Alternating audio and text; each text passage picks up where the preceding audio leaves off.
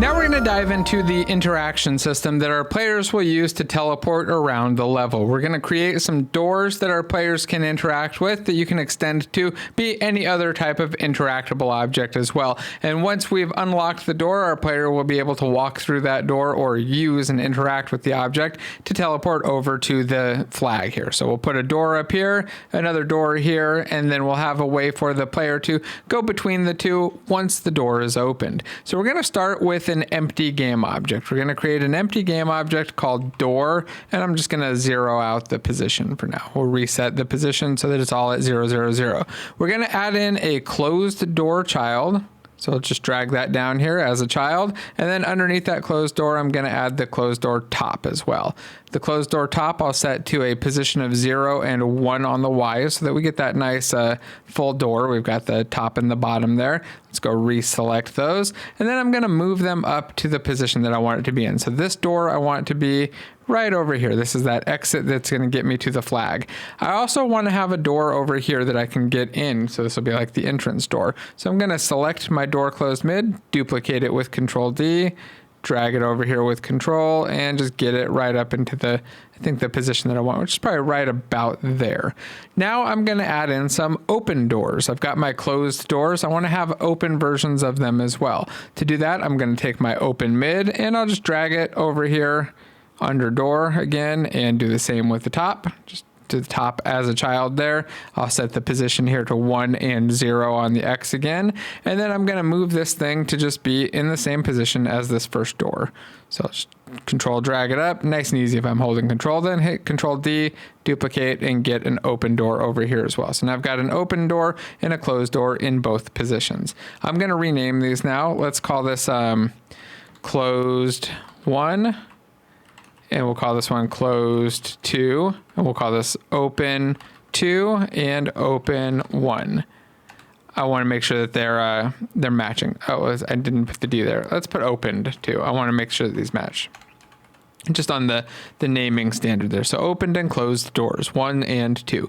Now we're going to need to set up a way to toggle between the two doors. So we're going to create a new script. We're going to create a door script. We'll do that in our scripts folder here.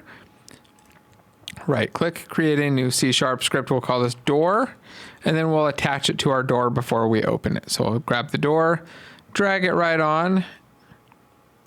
Let's see, let's try that again. See if it added. And we'll do a save door. It just didn't recompile, so it didn't find the script. Saving seems to have forced it to reload. Any second now, we should be able to search for and find door or drag it on there. There we go, and we'll open that script up.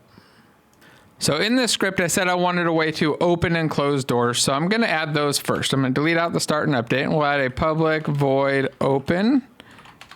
And then let's add a context menu item to be able to call this. So it's a context menu, name of open. And then in our open method, we're going to turn both of our doors to the open mode. So say open1.setActive true. And I'll duplicate that. We'll do open2.setActiveTrue. And then we're going to duplicate these both for the closed versions.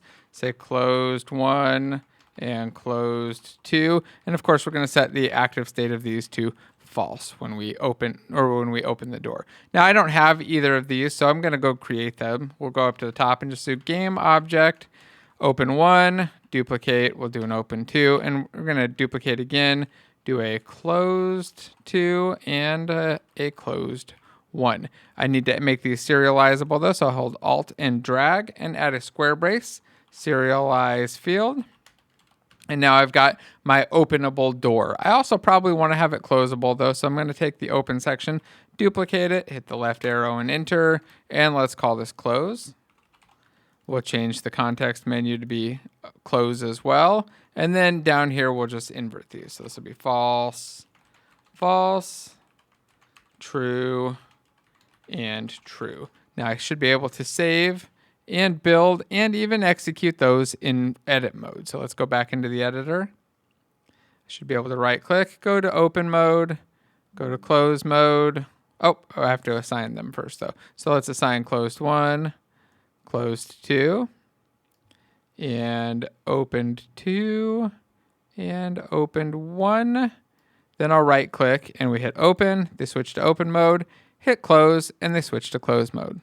Now for my player, since they're not going to be in the editor, I'm just going to use our yellow lock. So we'll take that lock and we'll drop it right up here. They're going to get the key for it in just a moment. So take this, let's just click and snap drag it. 17.5 and 7.5 it looks like is a good number. And then for the unlock action, we're going to take our door. Oh, got to hit plus there. We'll take our door, drag it into here, and choose door and open.